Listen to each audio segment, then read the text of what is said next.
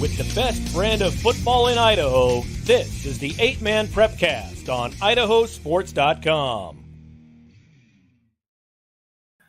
That's right. Welcome in another edition, the first postseason edition of the Idaho 8-Man Prepcast for 2024 here on IdahoSports.com.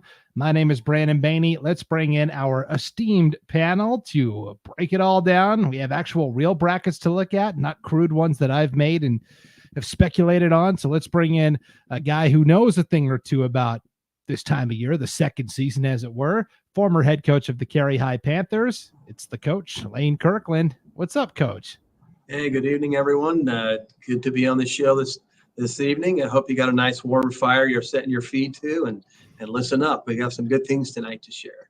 Yeah, some good knowledge to drop for sure. And this guy, Coach Kirkland and the coaches know the most about 8-man football, but in terms of us non-coaches and the people that are outside the game, nobody knows more about 8-man football than our next panelist. You know him as the proprietor of the Idaho 8-man Instagram and X accounts. It's Will Hoenike. That's debatable that I know more. Maybe I make it sound like I do, which maybe I should go into PR for a living. Hey, if you say anything with confidence, that's half the battle, especially this time of year, right? All sorts of promises being made on the campaign trail. Yep. Yeah. All right. Well, we start the show, as always, with our game of the week. What was the most exciting game, start to finish? And it always helps when there are outside implications that add to the drama and the intrigue. And so we are going to go up north to District 1 at the 1A level, a game that served as the de facto North Star League championship. It was Lakeside at Wallace. Essentially, the winner would win the championship, get a first-round bye in the quarterfinal, into the quarterfinals of the postseason, and for the loser, more than likely, they were going to miss out. So this was a true all-or-nothing, do-or-die affair. Coach Kirkland, have you ever been in any games like that in terms of regular season, like knowing you have to go in and win or you're probably not going to make the playoffs? Not that I can recall. No, that looked like a close one and a fun one at that we'll go over tonight. Yeah. So this game, Wallace 54, Lakeside 46. I was there broadcasting it for IdahoSports.com, and boy, what a fantastic battle this was. Wallace trailed by 22 points at one point in the second half. And I thought, okay, second year in a row, Will. It happened last year. Lakeside was at Clark Fork, and they were up 3 scores in the fourth quarter. And I was thinking in my head, and I actually said out loud on the broadcast, looks like we're having a home playoff game for Lakeside. Of course, Clark Fork completed the largest comeback in school history and knocked the Knights out. This year, same thing. They're up 3 scores in the fourth, but they could not hold off those pesky Miners. First of all, Julian Davis catches a sensational touchdown from Cooper Miller to bring Wallace to within a score. They stop Lakeside on the ensuing drive. They get the ball back. Cooper Miller scores on a 6-yard touchdown run with just 2:16 to play to tie the game up at 46-46. Very next play from scrimmage, Will. Tyson Charlie tries to go over the middle. It's picked off by Julian Davis. He takes it back 55 yards for a pick six. Just like that, 54-46, Wallace with the lead. The turnaround was stunning, to say the least. Yeah, it's you give a lot of credit to Wallace for maintaining their composure. You get into a fourth quarter like that where you're down a couple of scores, and Coach, you can probably tell a lot of stories on either side of the ledger.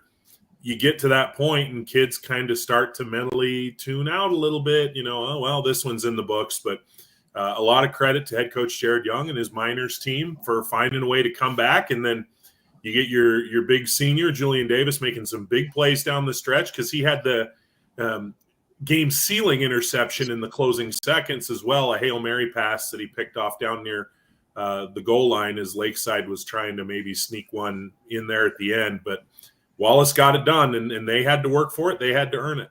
Yep, 2 big plays that kind of go under the radar. All game long, Wallace had been squib kicking, basically. They didn't want to kick it deep. And so Lakeside noticed that, Coach Kirkland. What did they do? They put their best athlete, Tyson Charlie, right in the middle of the front line, and he picked up the second half squib kick and took it back like 55 yards for a touchdown to start the second half. That's a savvy coaching move from Coach Jerry Louie McGee for the Lakeside Knights. It works. We made an adjustment one time in a game, a playoff game, and kids scooped it right up and ran right through a bunch of would-be tacklers, and nobody touched him. So, yeah, good call, Coach. Yes, and the other pivotal moment, Will, actually came in the first half where Lakeside had the ball at the 1 yard line. They were getting ready to go in and score to go up 3 scores. They bring in Jarius Syjon Moffitt, and he didn't play a lot on Friday night. I'm not sure why. He wasn't in there a ton, but it was like a direct snap to him, and he fumbled it at the goal line. Tommy Werfel recovered it for Wallace at like the 3 yard line, and so Wallace got a turnover at the goal line, and that kind of allowed them to get their footing and take a breath going into halftime.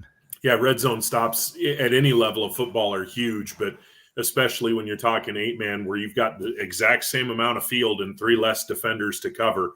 When you can find a way to shut a team down inside your 5 yard line and force a turnover, that's huge.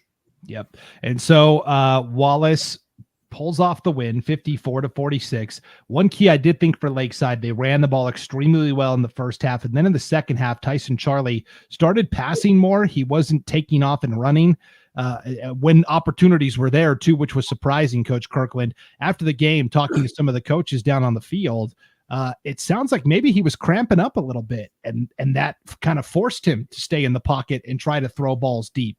And the same thing, he wasn't getting enough on his throws, which is why Julian Davis was able to come away with not 1, but 2 interceptions. Those cramps can really affect you because he played both ways, special teams. He very rarely left the field. Tyson Charlie did. Yeah, any given night, every kid gives their all, and sometimes they give out just a little bit too much there, but a valiant effort nonetheless to keep pushing to the very end. Yeah. So unfortunately, Lakeside first team out when it comes to the playoff picture. We kind of figured that was the deal.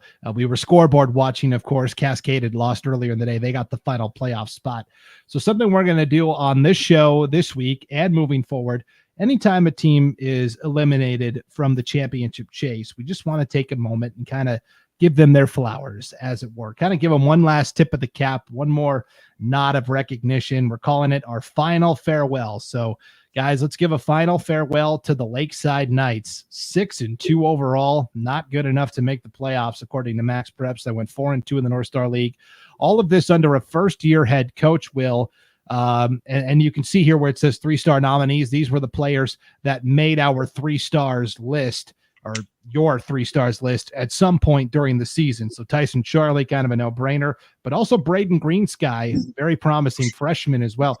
That's the thing, Will. This is a team that's got a lot of underclassmen still, and what a job Jerry Louis McGee did in establishing a culture here in year 1 at this Lakeside program. That's often step 1 for a coach, is you've got to put your brand on it, and I think he did an excellent job in a 6-2 season. Yeah, it's going to sting not going to the playoffs, but you look down there, Tyson Charlie, a junior, Greensky, a freshman. They've got some other young kids that made big impacts this year. This is a team that has a chance to be pretty good for a few years to come. Yep. So a final farewell to the Lakeside Knights. The other the other North Star League game from last Friday night, Court of Christ ends their season in style. They defeat Clark Fork 54-28. The fact that Clark Fork had enough healthy guys for this game was a win in and of itself after they had to forfeit the previous week's game against Lakeside due to not having enough bodies available.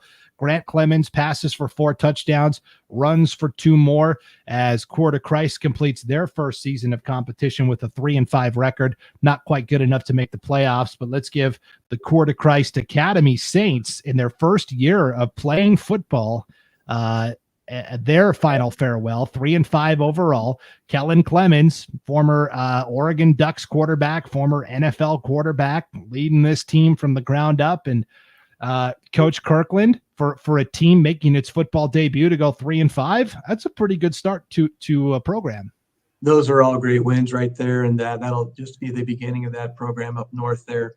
And I think we only see those guys excel as they've got some momentum, enthusiasm, and some success to build on now, and the foundation is laid. So congratulations.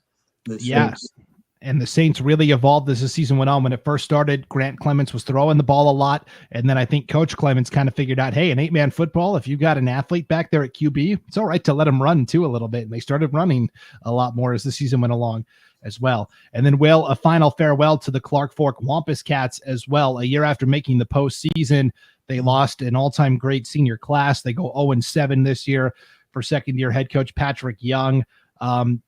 But on this list, you see Solomon Holderman's an underclassman, Cameron Stewart is an underclassman, and their quarterback, Mateo Cruz, was only a sophomore this year as well.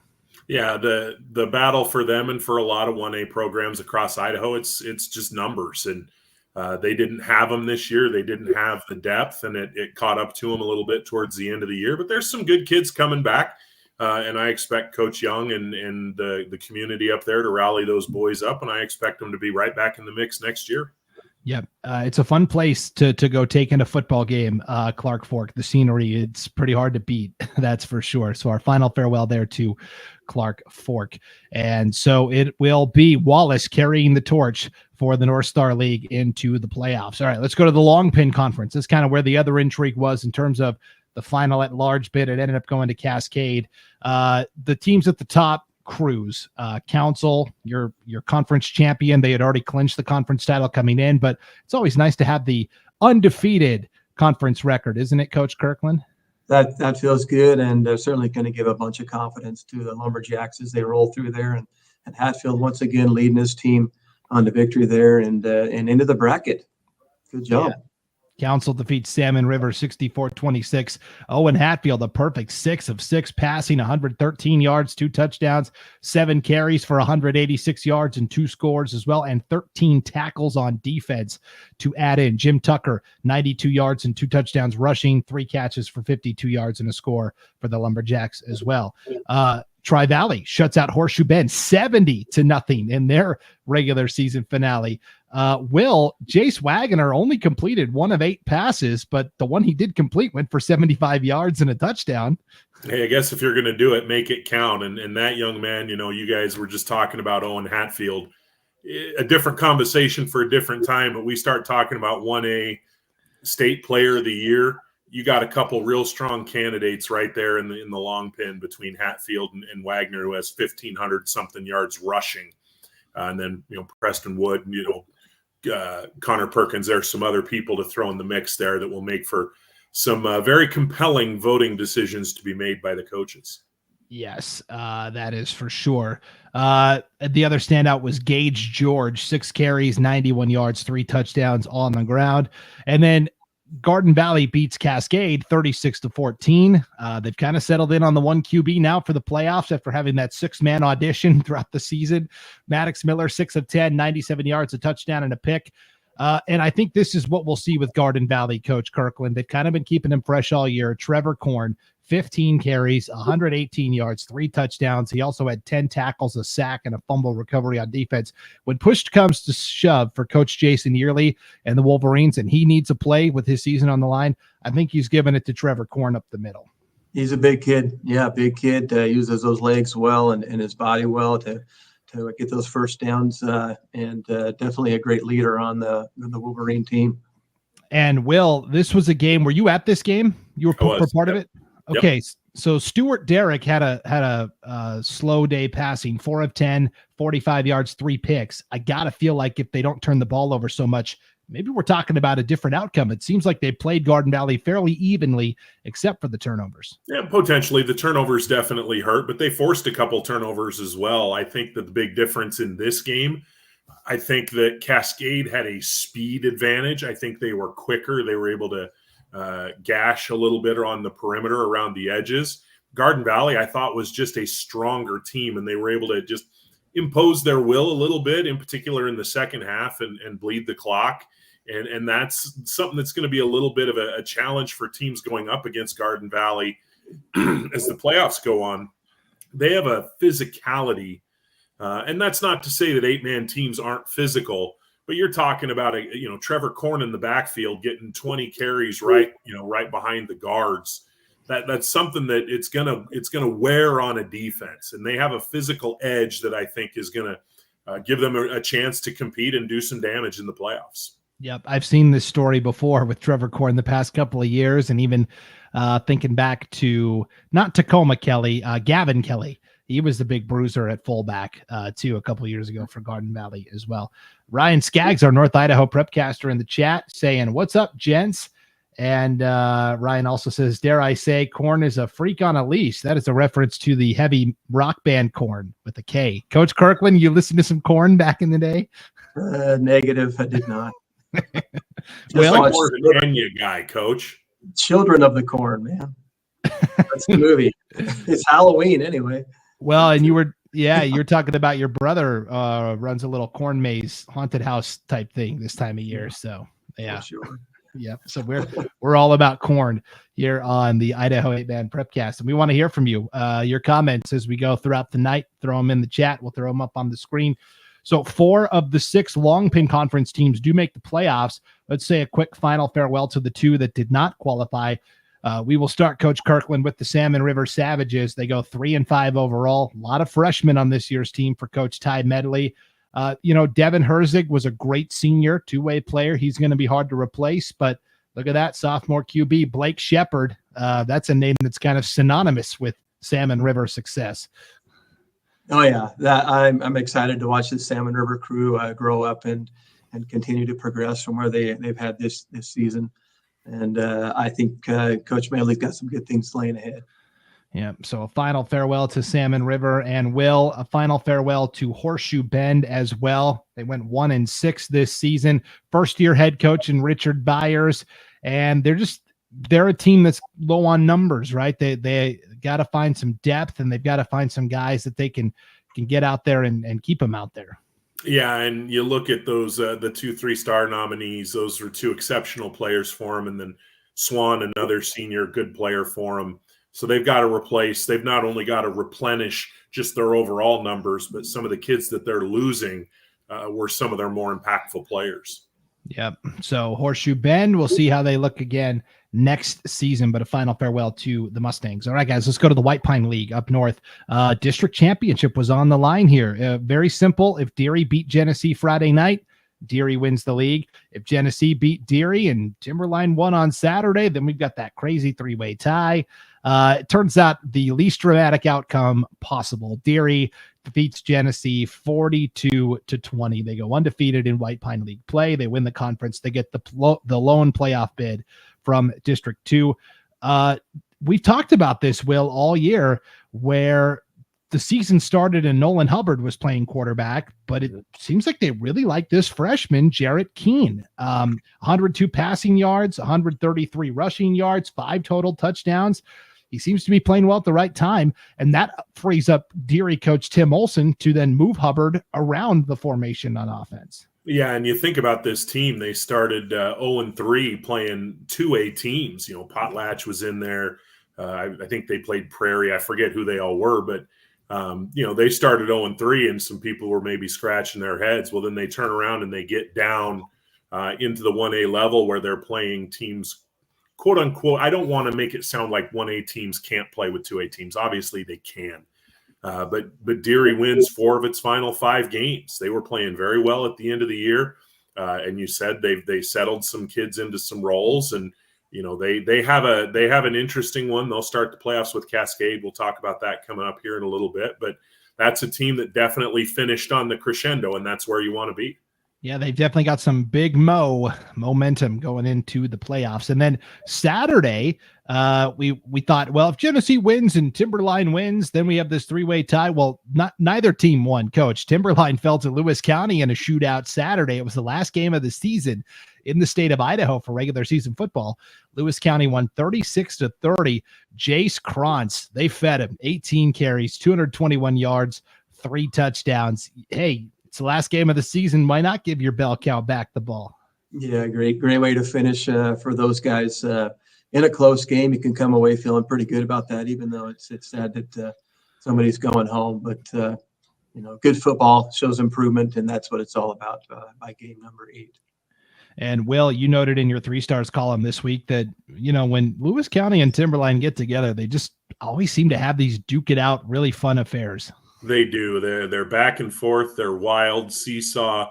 Coach Monty Madrell called them bangers. He said, we always have bangers no matter what's on the line. And that was in response to me asking questions. Sometimes when you have all this buildup and you have an opportunity to be playing for something on Saturday, and then you find out at bedtime Friday night, well, turns out Saturday isn't going to mean anything. I asked him if teams came out flat, and he said absolutely not. He was highly complimentary of his kids' effort, and then he was also very complimentary of the Spartans. He said they let it all hang out, and he said it was a great game. It was a lot of fun, and just, not the way you want to end the season, obviously, but a good note for both teams to play a good, hard, fun, competitive game. Yep.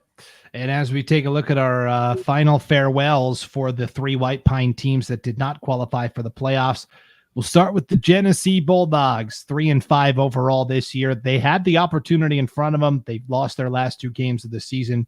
4th-year head coach Justin Podravsky. But look at the 3 guys that were 3-star nominees this year, all sophomores: Jackson Banks, Cameron Holmes, Conrad Seibert, big sophomore and freshman classes. Somebody on this panel picked Genesee to get to the championship game this year, Coach Kirkland, but I could see why you were bullish on them, because they had big numbers for the first time in several years. Maybe you were just a year early. What do you think? Maybe so. Yeah, I always believed in Genesee, looking at that roster there, and still believe in you in this next coming season with those young kids that as the nominees there, the 3-star dudes. So yeah, you'll be back again next year, no doubt. Yep. Very young Genesee team. Here's another team that was very young this year, Will, the Timberline Spartans. Corbin Christopherson, their quarterback, was only a sophomore. Aries Maberly, I hope I said that right. I think it's Aries Maberly. He might be the best player you've never heard of. That dude can fly. He's got speed. He's a fantastic receiver. And the co-coaches, Pat Christopherson and Ryan West, it's just about getting numbers. If they could just get some depth, they've got the playmakers.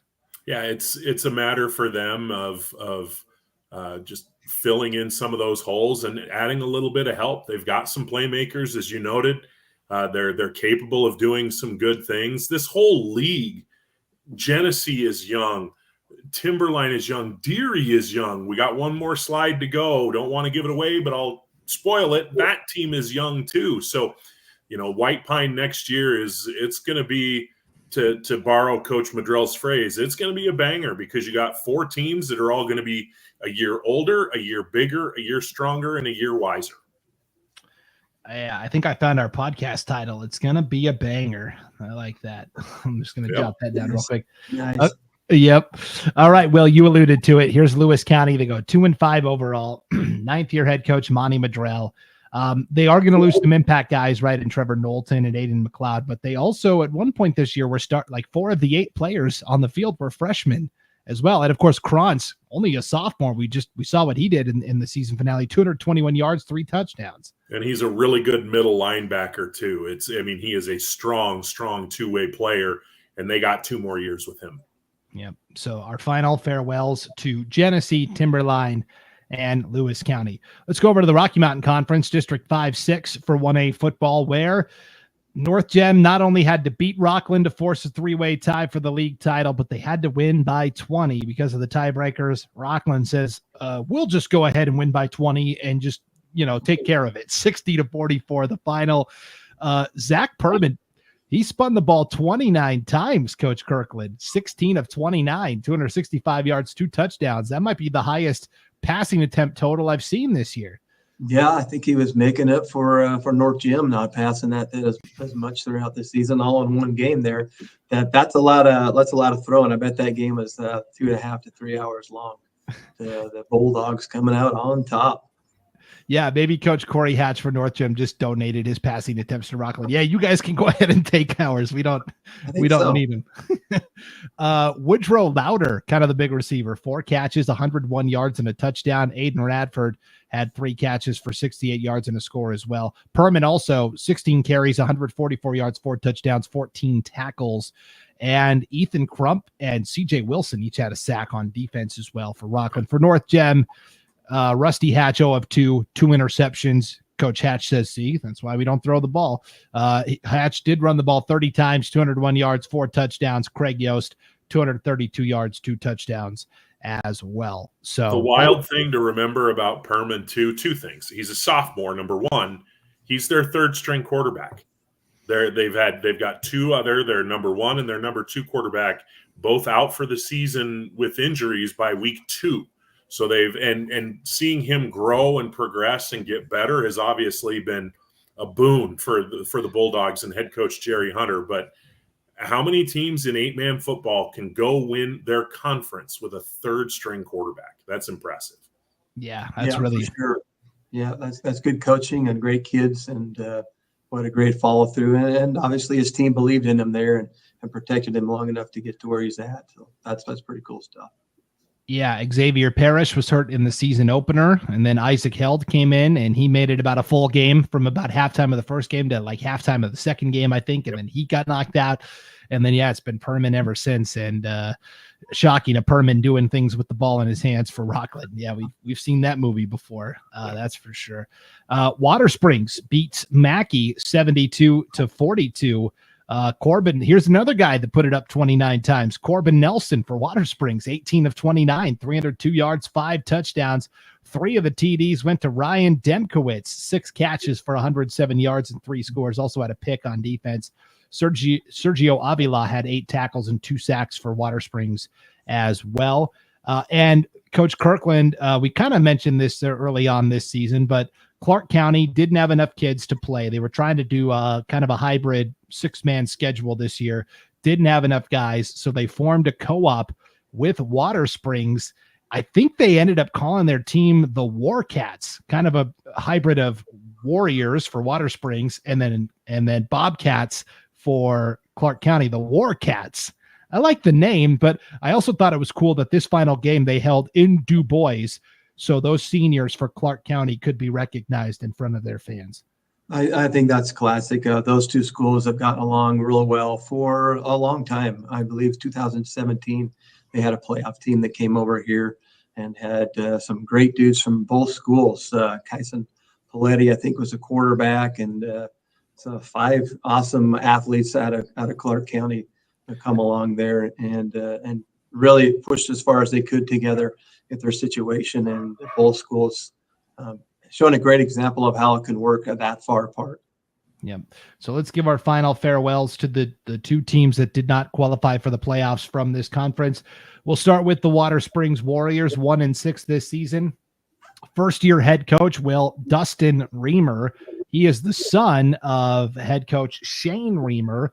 And so basically they swapped roles. The past couple of years, Dustin had been the defensive coordinator. Shane had been the head coach. Shane had too much on his plate, so they swapped. Shane took over as the D coordinator. Dustin ascends to the head coaching role. And so they're 2 impact players, Ryan Demkowitz and Corbin Nelson, both play basketball for Water Springs, and they're both fantastic. Weren't sure they were going to come out for the team when the season started. Water Springs is glad they ended up playing football and not just focusing on basketball. And you hope they stick with it. They're both juniors. That leads to some potentially good things for them next year.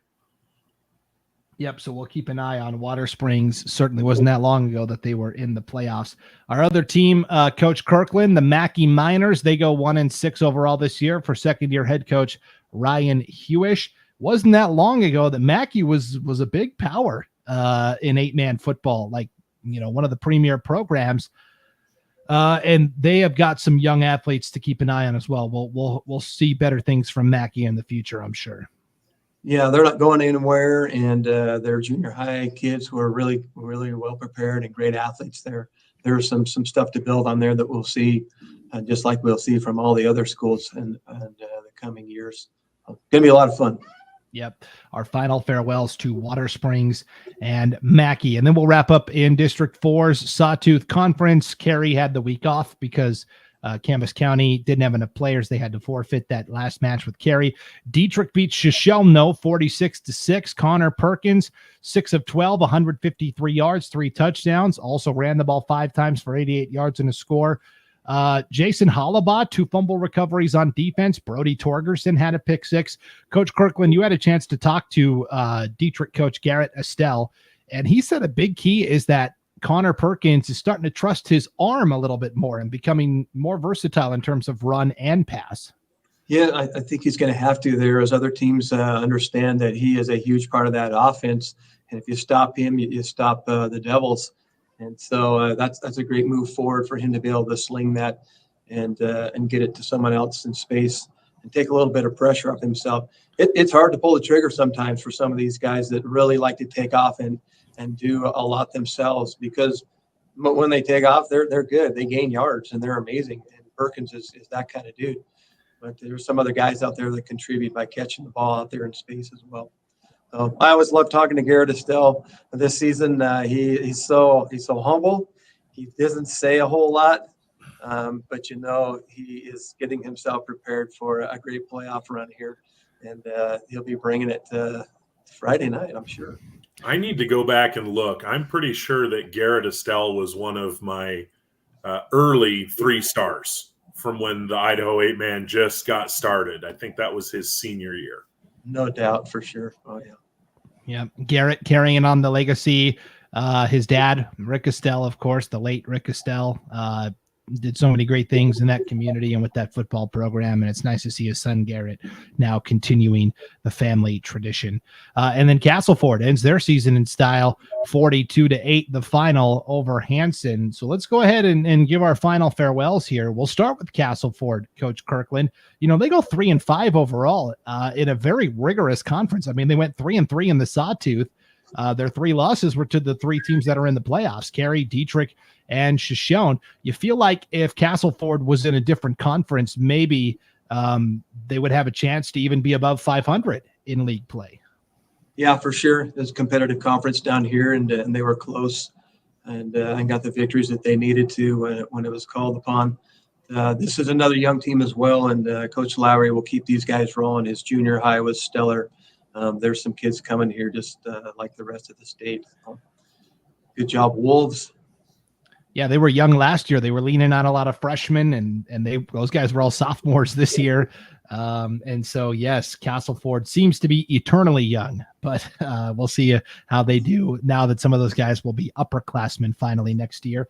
How about Hansen, the team that fell to Castleford? Will they go 1-6 this year? Toby Lapp is in his second lap. See what I did there? Second lap, coaching the Huskies. Look at that. They're 2 impact players for the 3-star nominees, underclassmen, sophomore QB and DB Dan Gibson, and junior running back and linebacker Benny Reichel.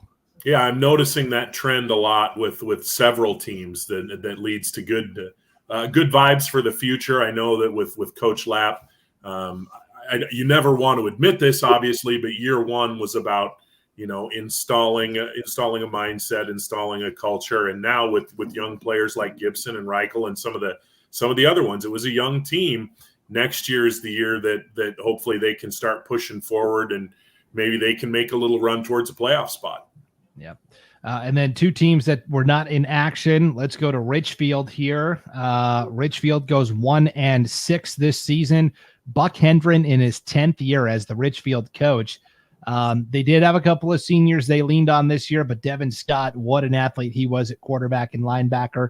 And Coach Kirkland, the fact that Richfield was able to schedule and complete a full varsity schedule for the first time in several years, that in and of itself was a big win. Yeah, that's a great accomplishment, and to get that one win is something they can talk about and build upon there. And once again, a really great group, honestly, of 8th graders coming through this program to support them in another varsity stint next year.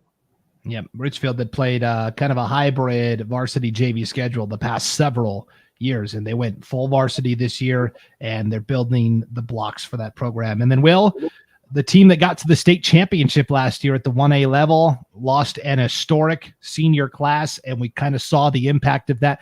First of all, Camas County doesn't have a lot of kids in the school, period. I mean, Fairfield is fairly tiny, 1-7. And then to start the season, couple players they were counting on, one moved out of state, one got injured, and that can compound very quickly. Absolutely. They were just snake bitten all year, and you come off the fairy tale run last year with football and basketball, and then this year just nothing seemed to go their way. You mentioned Kelby Cox moving, Clancy Radlin, who they thought was going to potentially be their quarterback, he gets injured early in the year, isn't able to play. And it was just kind of trying to Band-Aid and bubblegum the thing together all season long. And eventually it just got to be too much, and they just ran out of healthy bodies at the end. And that's a bad break. You never want to see a season end that way, the way it ended for Camas County. But they like so many others, they've got a little nucleus there of younger kids. And if they can keep that group together, they've got a chance to build around them and bounce back next year. Yeah, and I think they've got a good guy in charge of the program here, first-year coach Ben Walter, who, upon taking the job in May, held a program-wide meeting, seniors all the way down to fifth graders, and he laid out his vision for what this Camas County program can be. And then when the team was doing two-a-days and the junior high kids and the elementary kids still had summer vacation, he invited them to come to the practices to watch and even kind of observe and participate a little bit. And so those are the kinds of things that good program builders do. So I really do like what Coach Walter is doing at Camas County, to be sure. All right, guys, we will take a quick break and come back and recap what happened in the 2A landscape, and still to come, of course, those sweet, sweet playoff brackets. We'll dissect the opening round matchups and so much more right after this. You're watching the Idaho 8-Man Prepcast on IdahoSports.com. This year, help dreams come true with the Ideal Idaho 529 Education Savings Program. Our easy-to-use tools make it simple to plan for your child's education. With tax benefits, ownership flexibility, Ideal is the perfect way to save for college, trade school, K-12 education, and student loan repayment. Join us at our next webinar to learn more about the 529 plan. Enrolling takes just 15 minutes and you can start with just $25. Visit idsaves.org if you would like to learn more. Welcome back to the Idaho 8-Man Prepcast on IdahoSports.com. Brandon Baney here with the coach, Lane Kirkland, and Will Hoenike. Okay, let's wrap up what happened in the final week of the regular season for 2A football. A lot of the intrigue, Will, centered on this matchup between Glens Ferry and Murtaugh. You felt like the winner was probably going to get the last playoff spot available. The loser was probably going to have to sweat it out. Well, Glens Ferry leaves nothing to chance. 40-12 victory over Murtaugh. The Pilots are in. Landon Stewart, 126 yards, 2 touchdowns passing. Bryce Sterling did his normal thing, 113 yards on the ground, 50 yards and a touchdown receiving, 2 interceptions on defense. Aaron De Leon had 2 picks on defense, including a pick 6. When you're getting turnovers like that, the points can add up quickly.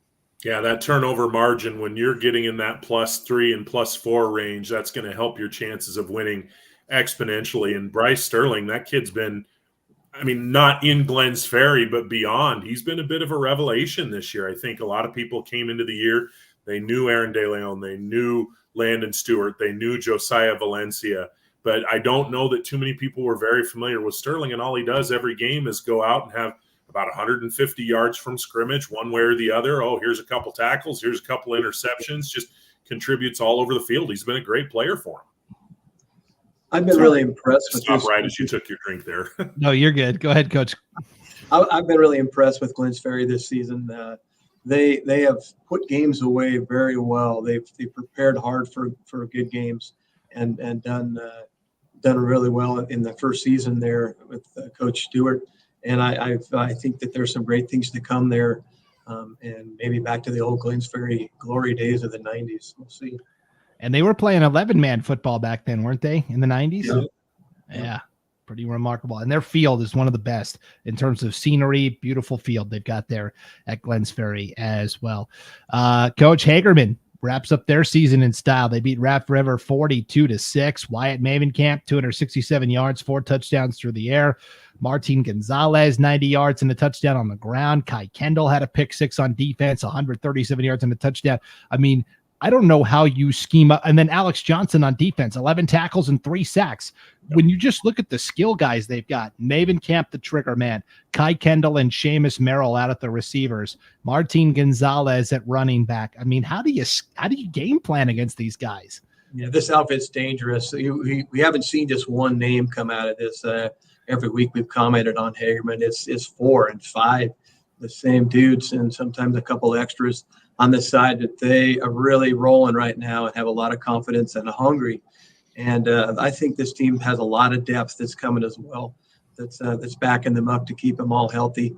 And I think they've been pretty injury-free this season. I'm not sure, but those same names keep popping up, and they're on a mission right now.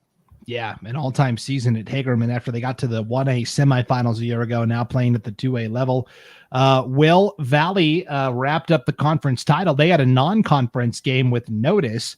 They ended up winning 58-22. Josh Hardy back at quarterback after taking a little break in the middle of the season. Real quick, Coach Kirkland, did you see this on Sunday with Anthony Richardson, the Indianapolis Colts quarterback? He was tired. He was leading the team down the field. They were like inside the red zone, and all of a sudden he taps his helmet and goes to the sideline for a play. And he just said, I needed a break. I needed a breather. I didn't see it. No. That's true. Yes. Yeah. He just walked to the sideline and said, take a break. Because he was tired. Wow. And his center kind of called him out after the game, and he's no longer the starting quarterback for the Colts. So Corey Hatch wouldn't have done that. Never come out. Has he come out in 4 years? Right. Oh my gosh. Yeah. I couldn't believe that. Sorry. I had to get your opinion on that. Yeah, sure. Yeah. Josh Hardy they kind of were managing him a little bit in the middle of the season. And they let Drake Jones get some reps at quarterback. I think that's going to serve them well. Hardy is back at QB though, 136 yards, 4 touchdowns. Aiden Malone, 5.5 tackles, half a sack on defense. Just a nice, tidy win for the Vikings, the conference champs here, Coach Kirkland, and now they get a first-round bye for the playoffs. Yeah, why not? They've certainly earned it and worked hard to get where they're at, and they'll be rested up and ready to go here soon. Yep. And believe it or not, Notice was the only team from District 3's Western Idaho Conference that was in action this past Friday night. The rest of the league was off. Rimrock was supposed to play Centennial Baptist. The Mustangs ended up forfeiting that game, and so we'll do some final farewells, not just for the Snake River Conference, but for the Western Idaho Conference as well. And again, we're just kind of saying goodbye to the teams that will not be competing in the postseason. So let's start in the Snake River Conference, and let's start, Will, with Murtaugh, a team that, despite going 1-7 this year, was in playoff contention up until the very last week of the season because of the very rigorous schedule that first-year coach Chad Young put together. Yeah, that's all you can ask at a certain point in time, is just to have it, give yourself a puncher's chance. And they were able to do it. They went into that last week of the season with a chance to do something. And, unfortunately for them, they weren't able to get it done. And they lose some good seniors. So it'll be interesting to see how they retool next year. Yeah, and really quick, the two nominees that are on our list here, Sawyer Young, of course, senior quarterback, carried the team a lot offensively. But Noah Cummins, this was kind of a cool story, Will. Yeah. Senior wide receiver, DB. Go ahead and share that story.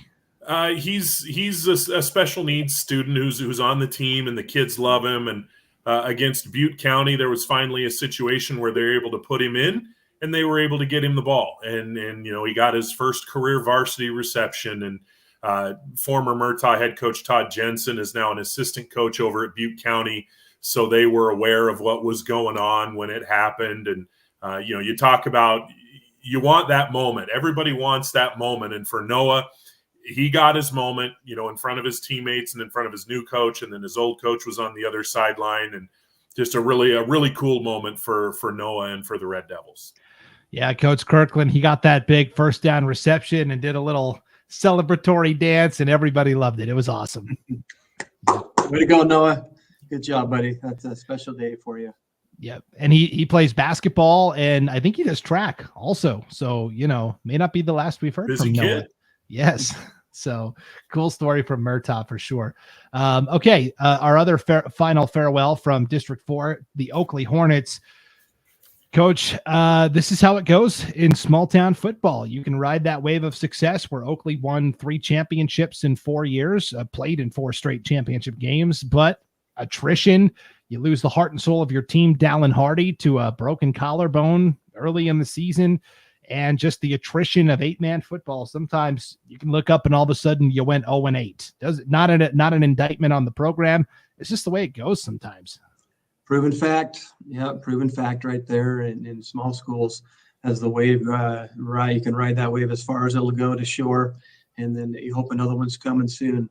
You survived, and they'll be back. There's some young kids there as well. And it's not just Hardy. They lost their entire offensive and defensive front with the 2 Bingham brothers also suffering knee injuries and being out for the year. So, I say this jokingly because it's not the case, but those last couple of weeks, Oakley was out there playing with the B squad. You know what I mean? They've got a sophomore quarterback, Cole Beck at running back. So Jackson Rice, Cole Beck, you've got a couple of nice playmakers there that you can build around.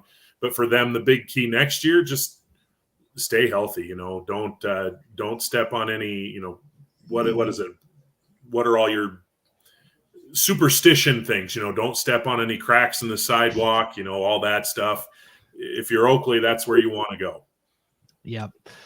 It was a good season still, though, for Oakley. Those young kids got a lot of good game experience for sure. Another team that was just bitten by the injury bug, Coach Kirkland. You talked to Coach Joe Woodland about this specifically when we did our Coach's Corner segment on overcoming injuries. The Notice Pirates, first time in, I think, 5 seasons, they didn't win the Western Idaho Conference. They went 3-5 overall. They went 3-1 in WIC play, but Rimrock ends up winning the conference crown. Benny Guevara, senior quarterback, a guy who's been through thick and thin. He's been basically starting since his sophomore season. But this was another team that just suffered too many devastating injuries to overcome.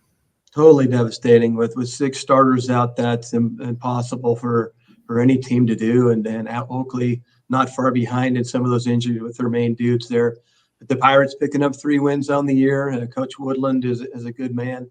And he'll rally those Pirates again next season as they have some more guys coming. And still a successful run with what he had. And like we said, with these last 2 teams, Oakley and Notice, those kids got to play a lot. And they played varsity minutes. And it'll come back to really help them next year. Yep. Another great coach in the 8-man ranks, Jason Rober at Idaho City. In his second stint, he actually coached him kind of right around the turn of the millennium and then took a couple years off and came back. He's in his 10th year. You'll notice the 2 3-star nominees are both freshmen.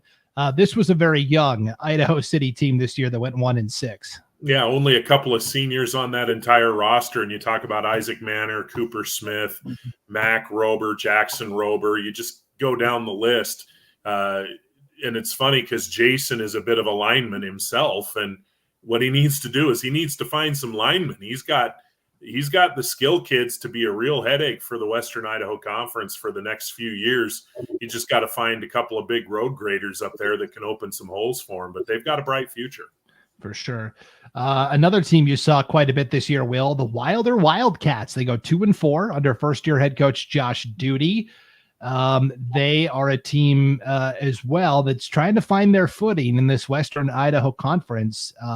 And they have had now Josh Duty was their 3rd different coach in 3 seasons. You figure if they can get some stability at the top, maybe they can start building this program back up.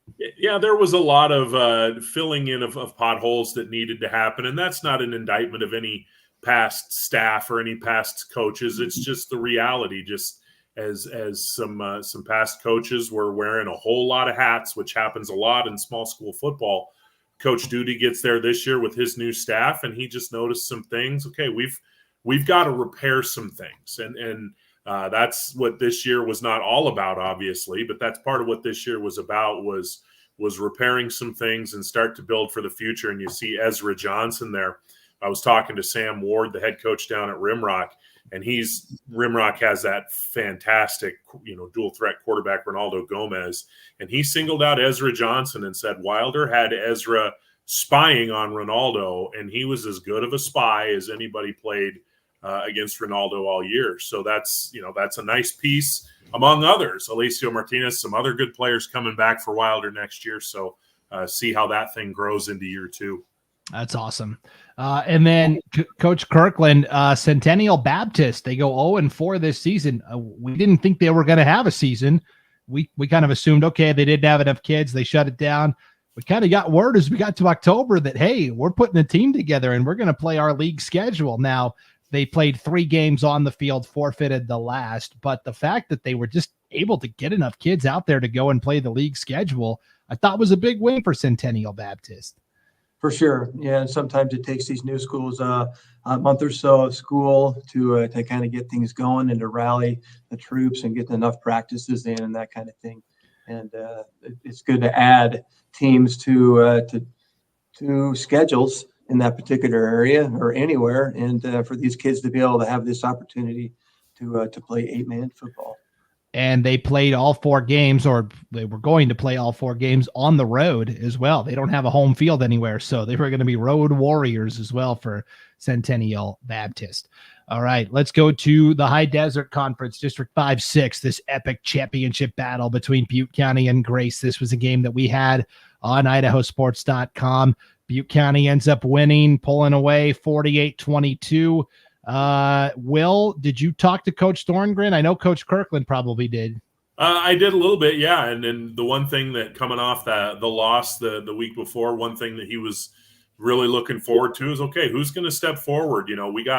We've got to establish an identity, and they've got a number of players. And, okay, who's going to be that guy that steps forward? And against a good Grace team last week, it was Rawson Twitchell, 190 yards. He had a sack, had a couple of touchdowns, just had a really nice game. And sometimes when you have a lot of weapons, and they do almost every year, sometimes it takes a little while for the gears to fully mesh. And it seems weird to say that when they're 8-1 or whatever it is. But you get the sense that they don't feel like they've played their best football yet, which is can be a little bit of a dangerous thought if you're going to be facing them in the 2A playoffs. Yeah. And Coach Kirkland, did you talk to Coach Thorngren at all? I did, yeah. And to second what Will was saying there, yeah, Coach was glad to see his team finally come together, and he felt like that was the best game they played on both sides of the football with their focus and being able to adjust to a wholly healthy, 100% rostered Grace team, as some other teams didn't get that package. But he also attributed the great play to the anticipation of the playoffs. And there is another level that comes with those, especially when you're the defending state champions. Expect Butte to turn on the jets here and put some 110 octane in the tank for the next month or so. Well, I know everybody was kind of pleasantly surprised. Our final coaches poll of the season dropped earlier today, and Butte County was the #1 team in that 2A poll from the coaches. So they're still giving some respect to the defending champs for sure. And now, Coach Kirkland, because of the way this bracket is set up, I guess we could talk more about it when we actually look at the bracket, but Butte County basically already knows their quarterfinal opponent, and they can already start game planning for Rimrock. They've already set a date and time. Guys, it's going to be Thursday, November 7th, 5 p.m. I got a feeling IdahoSports.com is going to be there for that one. Sounds like a good time.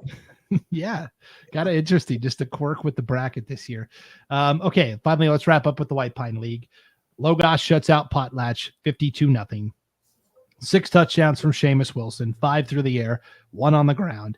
396 yards of total offense from Seamus Wilson.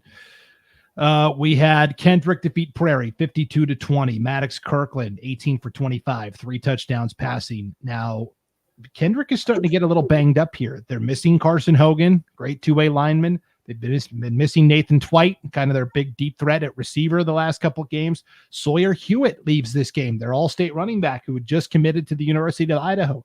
He leaves with an injury midway through the game. So for Kendrick, they're just trying to find bodies to be healthy, and yet they're still thriving here, Will. 52-20, the final over Prairie. They're probably the 1A program or 2A program in the state that can legitimately say they go 2 and 3 deep at a lot of those positions. Now, you don't take a Nathan Twite or a Sawyer Hewitt out of the lineup and not feel it in some context, but they've got a sea of kids that I'm sure are chomping at the bit, just hoping for an opportunity to be that next dude for Kendrick. Yeah, I think Xavier Carpenter, kind of the next man up in that Kendrick backfield. Well, don't forget about your guy, Raleigh. How do you say it? Raleigh Rotsitsender. Yeah, he had some big games for him as well. Yeah, who could forget on last year's all-name team. Cabiai shuts out Lapway 46-0. David Clute, 4 passing touchdowns, a 5th score on the ground, 9 of 16, 175 yards through the air. Everett Oatman, 127 yards and a touchdown, 11 tackles on defense as well. And Clearwater Valley finishes their season on a 2-game win streak, guys. 50-18 the final over the Troy Trojans. Let's say goodbye to our final 3 teams that will not be competing in the postseason this year. They are all from the White Pine League. And we will start with Coach Alan Hutchins' Clearwater Valley Rams. They go 2-7 overall, 2-0 in the last 2 games. A real good chance here, Will, to build some momentum for the offseason.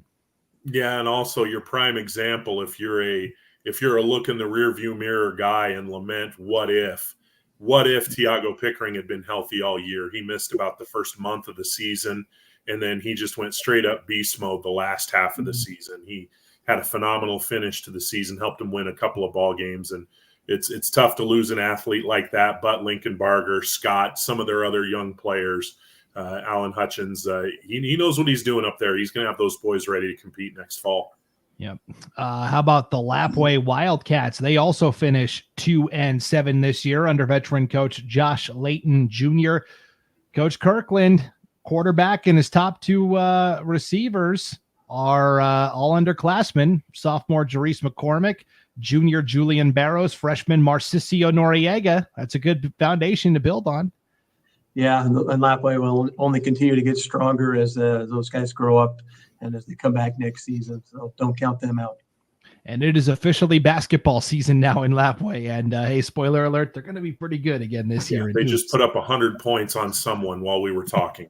Yeah, for sure.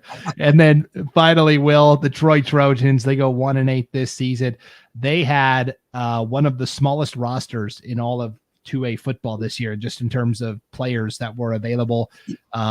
You see they're going to lose some really impact players like Macky Durrett, who's kind of the heartbeat of that program, the entire athletics program at Troy. But Jaden Mason's a promising young sophomore who we think would probably slide into the quarterback position next year. We'll see, I guess. But yeah, it'll be interesting to see what happens there. They do lose a couple of good seniors. They have a heck of a baseball program, so they've got a chance to not leave their high school careers with this taste in their mouth, because it was a tough season in Troy. Yeah, Macky Durrett is the starting catcher for that Troy baseball team, and he is a fantastic leader behind the plate. That is for sure. All right, guys, we will take one more break, and then we will come back for our Coach's Corner segment, and we'll take a look at the first-round playoff matchups and dissect what we think should be a pretty feisty opening round of competition. Back right after this break. It's the Idaho 8-Man Prepcast on IdahoSports.com. Later.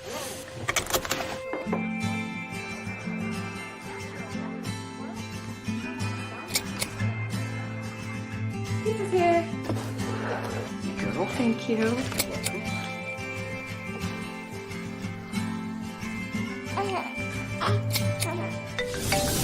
Hello?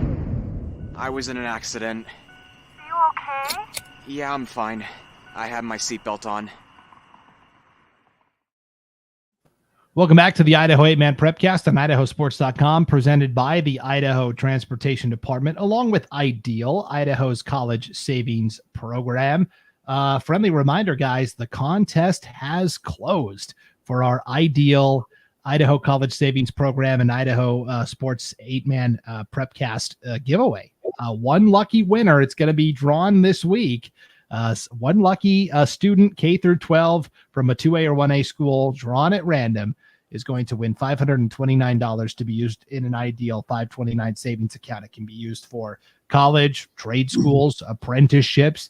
It can even be rolled over into a Roth IRA if you decide you're not even going to go to school. So there's a lot of options on the line for someone, and we will announce the winner shortly. This was a really cool contest, and I think it was a pretty big success. We got a lot of people, a lot of parents and kids that registered for the contest. So stay tuned for details on that.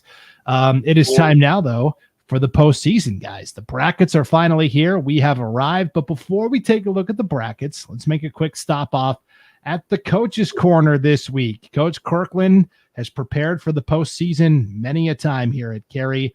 Now he's going to get us prepared for the playoffs with the Coach's Corner. And go ahead. Yeah. Let's see how this goes here. First of all, hopefully we can get an interview with the ideal winner here live on IdahoSports.com if their parents are good with that. I think that'd be kind of cool. But it's time for the playoffs, folks, and it is time to get things going. Get out those blowhorns. Let's go. Here it is. Yeah, get out those blowhorns. This is supposed to have batteries in it, but it's not working. So we'll throw that out the door here for tonight. But let's get ready for the playoffs, guys. It is time for Fandemonium. It is time to get out all your winter gear. So let's coach you guys up, you fans up, first of all, on getting the essentials ready for the playoffs. Get that checklist going here. Number one, find all of your winter gear and just bring it all. Okay, just bring it all. It's probably in a bin. Just bring it all. Put the whole bin in the back of the van, in the back of the Suburban, because you're going to need it. It's going to get cold out there. If you're a sitter, you're going to need blankets, and you're going to need a friend. If you're a stander, you're going to need your layers on and your pockets to keep those hands warm. And of course, make sure in the car you got that large thermos full of your favorite hot beverage. Hand and foot warmers, I recommend at least 10. That would be in each pocket. Well, not in your feet, but at least one in your feet, and 10 in your pockets, because they run out.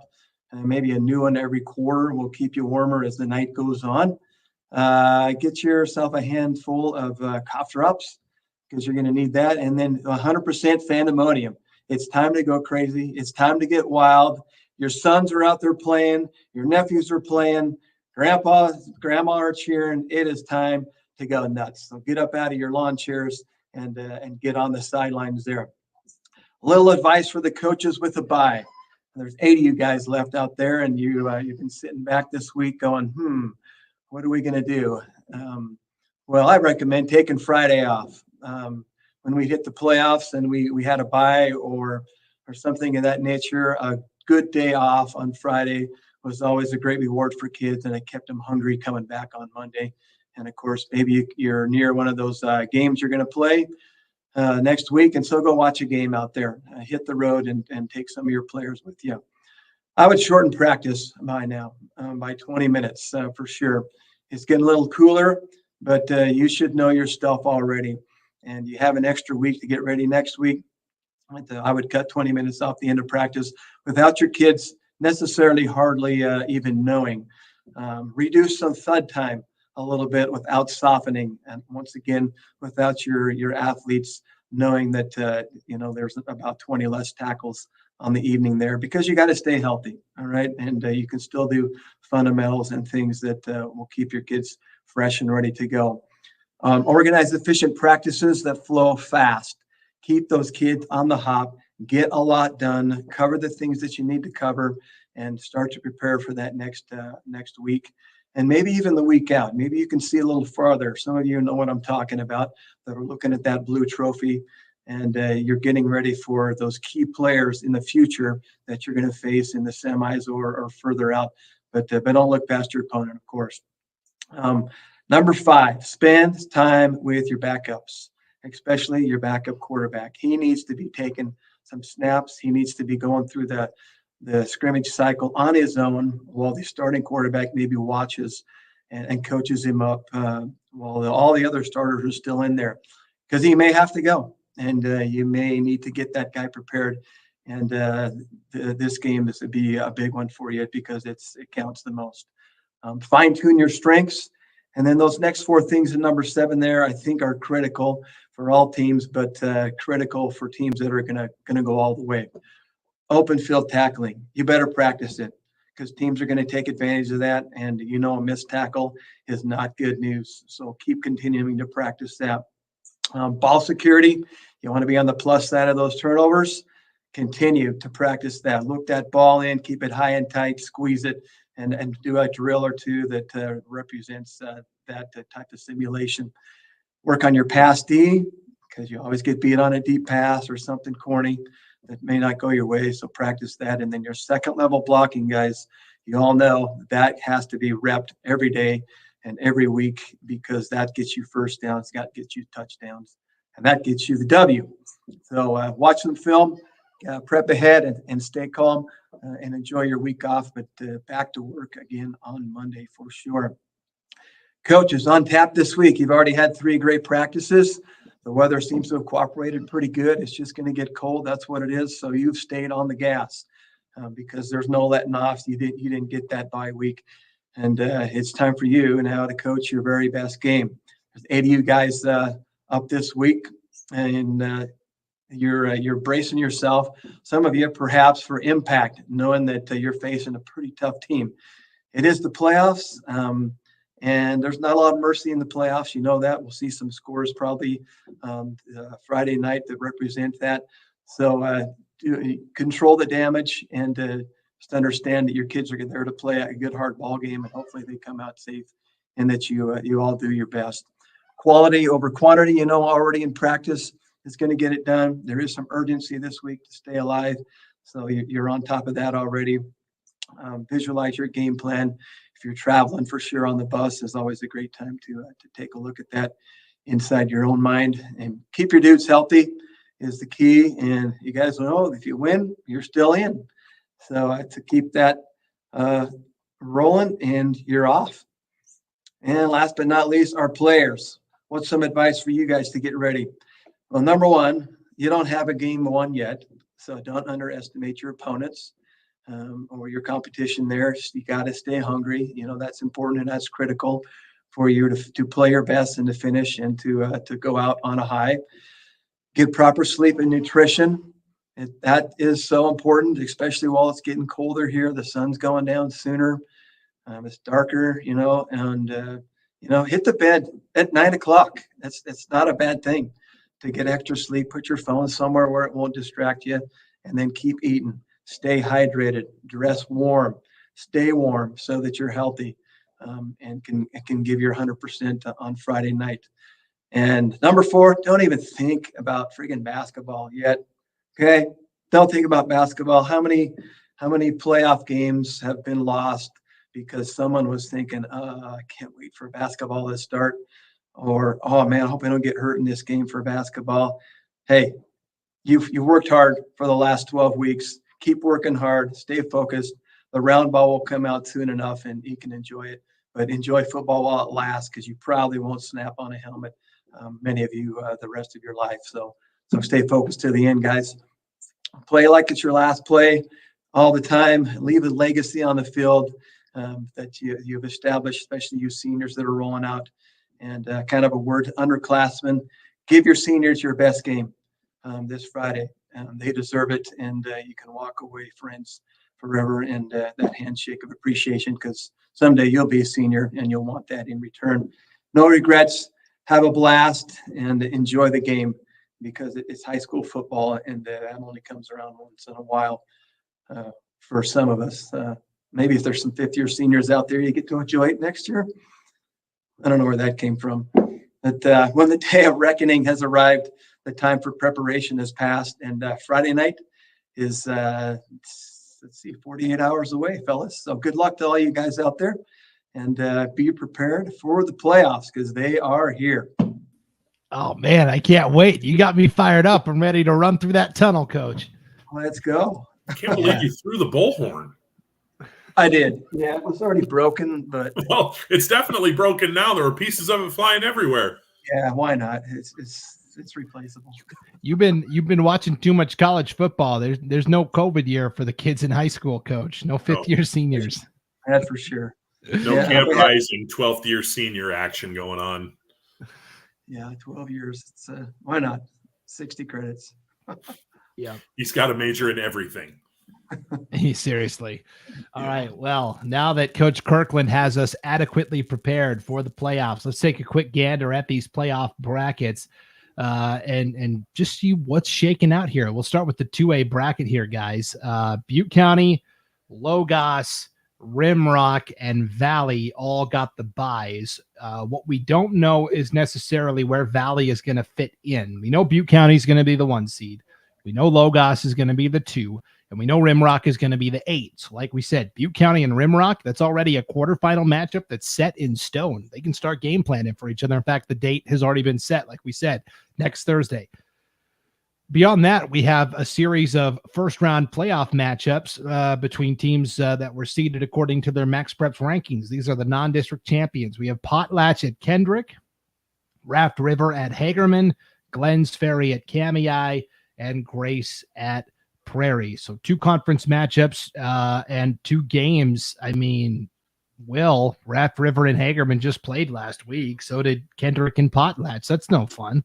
Yeah, so both those, you're talking about 2 teams on the top line there in Hagerman and Kendrick that need to make sure that they avoid the complacencies. And it's easy for us to say, but let's remember, these are 15, 16-year-old boys. They can get distracted. The coaches, great coaching staffs on both sides that will be there to keep their kids focused. And for Potlatch and for Raft River, it's a chance to kind of turn things on its ear a little bit. Potlatch, if you can force some turnovers, if you can tackle well, you have a chance to put a little pressure. We just talked about how Kendrick might be down a couple of ponies for that game. And then on the other side, Raft River, how healthy is Kai Ward? If he's full go and he can have a big game, there's no rule that says that can't be a lot closer than last Friday's, 42-6. There's no rule that says Raft River can't go win that game. Hagerman's going to have to show up and play.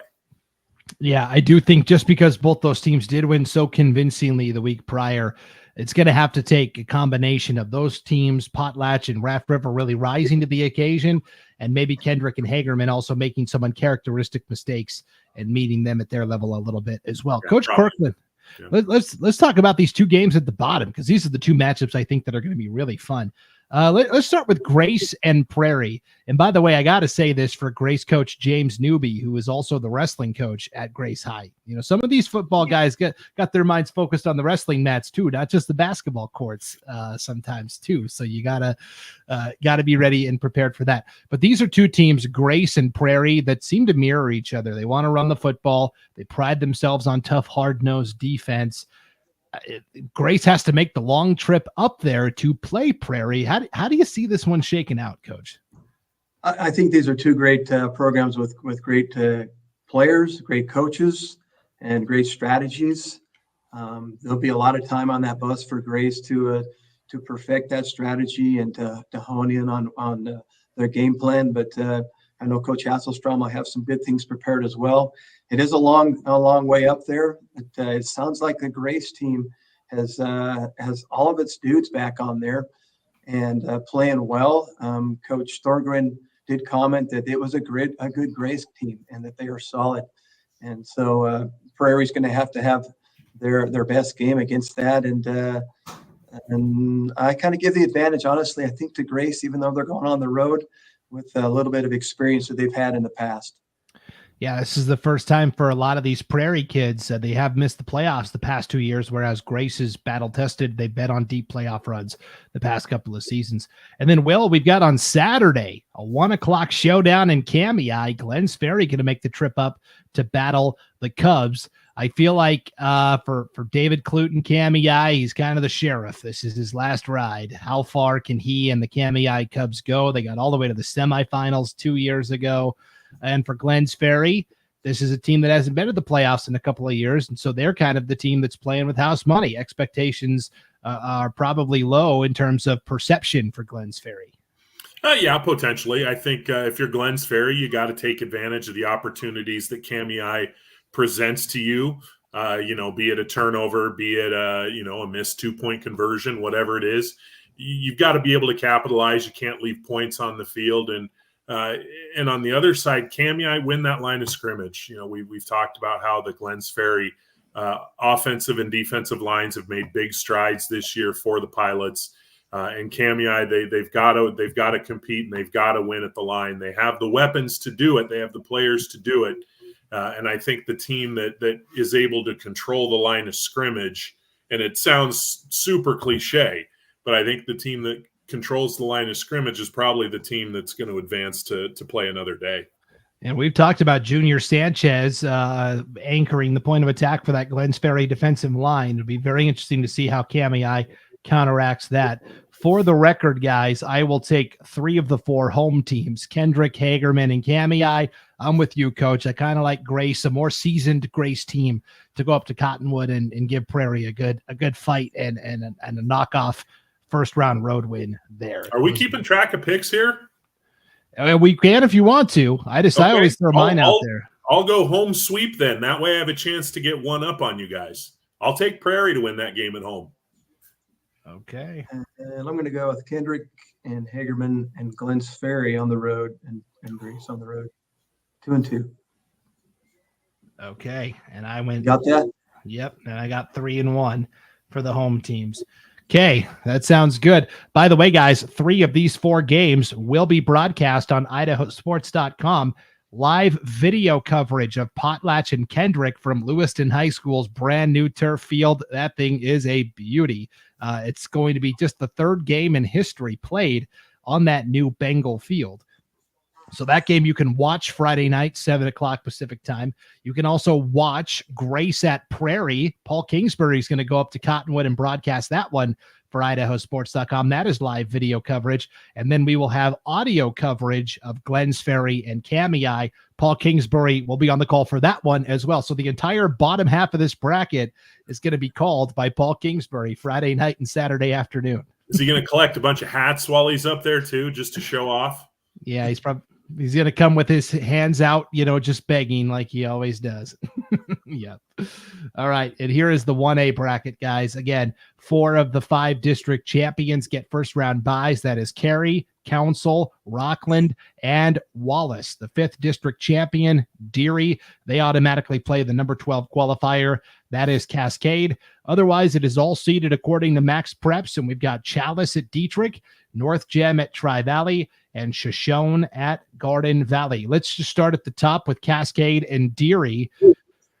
What do you make of this matchup, Coach? It is a long trip north for Cascade, not as long as some other places, but can a district champion that went 4-4 and yet was ranked below Cascade? I mean, I guess this will ultimately put Max Preps to the test here, right? For sure. Yeah. 5 versus 12 there on Max Preps. I think Deary has had a good season. I think they played some competitive games. They've been in some tight games that have helped them prepare, and we'll get them as far as they can go. But I think Cascade has played a great season against some real high quality teams in that long pin conference there. And I think they're going to play well on the road, and I'm predicting a Cascade victory, honestly, up north. Yeah, see, that's kind of how I'm leaning too, because Cascade is so battle-tested, and Deary, not their fault. They just didn't get as rigorous of a schedule this year because the White Pine League overall was kind of down a little bit. Coach, let's keep it rolling with you with Dietrich. They're going to be home against Chalice. I know the Blue Devils are amped up and ready to go. And for Chalice, they are a 2A school that petitioned to play down at 1A football this year. They went 5-3. Pretty rousing success, but they're walking into the Lions' den here on Friday at Dietrich. Yeah, this Dietrich team continues to get better and more versatile, and they've all stayed real healthy throughout the season, and their younger guys are gaining some experience. Their line is getting a little bit better, I believe, and the victory against Shoshone, who had some big kids there. So I'm predicting a Dietrich win against the Vikings, who have had a great season. Yep. And then the bottom half of the bracket, Will, I'll leave this to you. The postseason statewide gets started 3:00 Friday in Garden Valley, one of those great places that Coach Kirkland loves that doesn't have the lights. So they've got to play an afternoon kickoff. It is Shoshone at Garden Valley. Shoshone making their first trip to the playoffs since 2000, the turn of the millennium, only the 6th playoff appearance in school history. And I believe they are seeking their first playoff victory since 1984, I think. Yep. Yeah. I'm going to harken back to something that Coach Kirkland talked about a little bit a couple weeks ago when Cary played Shoshone, and head coach Mike Nunley for Shoshone more or less confirmed it in a conversation that he and I had afterwards. The key to this game might be Shoshone's ability to not get stage fright for all intents and purposes.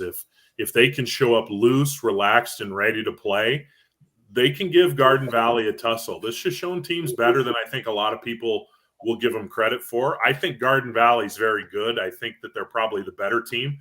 But I think Shoshone comes in here. I mean, you want to talk about a team with nothing to lose. They hadn't won a game in over 2 years until this year. I mean, you don't get to be playing with much more house money than that. So if they can just come in free and easy, I think that they can give Garden Valley a run. If they come in a little bit uptight, a little bit tense, if they come out nervous, maybe an early turnover or two, watch out, because the way Garden Valley plays, it could be over in a hurry. Yep. And then the final game we'll highlight here is the game you're going to be broadcasting for us on IdahoSports.com. North Gem at Tri-Valley, 4:00 in Cambridge.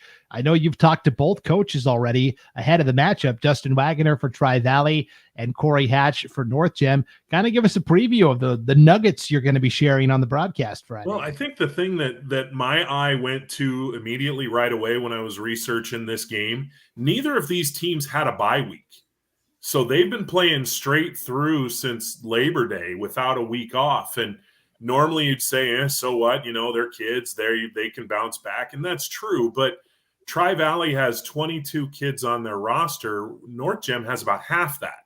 So, you wonder if, could there come a point where fatigue comes into play? What happens if a player gets injured? That North Gem team, they rely a lot on Rusty Hatch, and they rely a lot on Craig Yost. If one of them twists an ankle, just the lack of depth could be problematic for North Gem. Now, that being said, they're not afraid to go in and get in a bar fight with anybody. They're looking forward to this. They're excited. They're ready to go up there and show that they can play.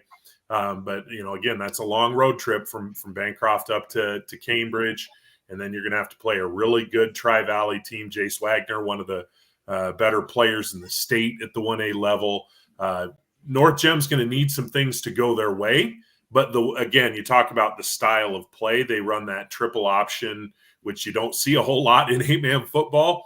If they execute well, it's, Tri-Valley's going to have to adjust to what North Gem does. And it's easy to look at it on film and say, oh, okay, yeah. But then you're looking at it full speed with blockers running around and misdirection and who has the ball. And, oh, man, there goes the pitch. And, oh, I just blew an assignment. There goes a guy 70 yards for a touchdown. So Tri-Valley's going to have to play good assignment, sound football. And North Gem's going to have to minimize mistakes. If those two things happen, this should be a pretty good football game. Yeah, I'm looking forward to it. Officially, guys, for my picks, I will take, just like for the 2A, 3 of the 4 home teams. I'll take Dietrich, Tri-Valley, Garden Valley, and I'm with you, Coach. I like Cascade to go up north and knock off Deary. What you picked Deary and Dietrich. What about the bottom half of the bracket? I'm going to go with a home team, Tri-Valley, as well as a Garden Valley home team. And this might age me just a little bit with the Shoshone comments there from '84, but believe it or not, 40 years ago, I was a manager on the sideline when Perry played Shoshone. I remember that game because we had no business being in that game, close at halftime, 6-6. I think it was the score, honestly, when my dad was there. And I think they went on to do very well that season, Shoshone. That's awesome. Yeah. That's cool. Will, what are your official picks for this bracket? See, I'm gonna call the home sweep again. In order to I'm playing the game here to try and pick up some points on you guys, but also because at the beginning of the year, you guys may remember back on the #1 Prepcast of the year, the very first one, we had to pick our 1A state championship game, and I picked Garden Valley and I picked Deary. So I can't go against them now. Got to ride with them now. So go Mustangs, even though I do think that Cascade, I think that's going to be a damn interesting 5-12 game. And that's by no means going to be an easy win for Deary. They're going to have to play a good game because Cascade, Stuart Derrick, Cole Olson, they've got some kids who can make some plays. Yep, it's going to be interesting for sure. And the 2 games on the bottom half of this bracket, Shoshone at Garden Valley and North Gem at Tri-Valley. We will have audio coverage of those games on IdahoSports.com. And again, if you want to see the full schedule of games, guys, there's 28 games statewide this weekend. We are broadcasting 15 of them in some form or fashion. So just over 50%, which is pretty impressive considering there's only 3 Saturday games statewide, none on Thursday, and the other 25 games are all at 25 different places, all at the same time on Friday night. So it's going to be a busy week. Yep. So, okay. Well, big thanks to everybody for tuning in to the Idaho 8-Man Prepcast. We'll let Howard have the last word in the chat here. Great game, Nuggets, guys. Let's roll. We are rolling into the postseason. For the coach, Lane Kirkland, and for Will Hoenike, my name is Brandon Baney. Thank you for tuning into the Idaho 8-Man Prepcast. Enjoy the playoffs this weekend, everybody. See you back here next Wednesday night, 7 o'clock Mountain, 6 o'clock Pacific, for another edition, a quarterfinal edition of the Idaho 8-Man Prepcast on IdahoSports.com.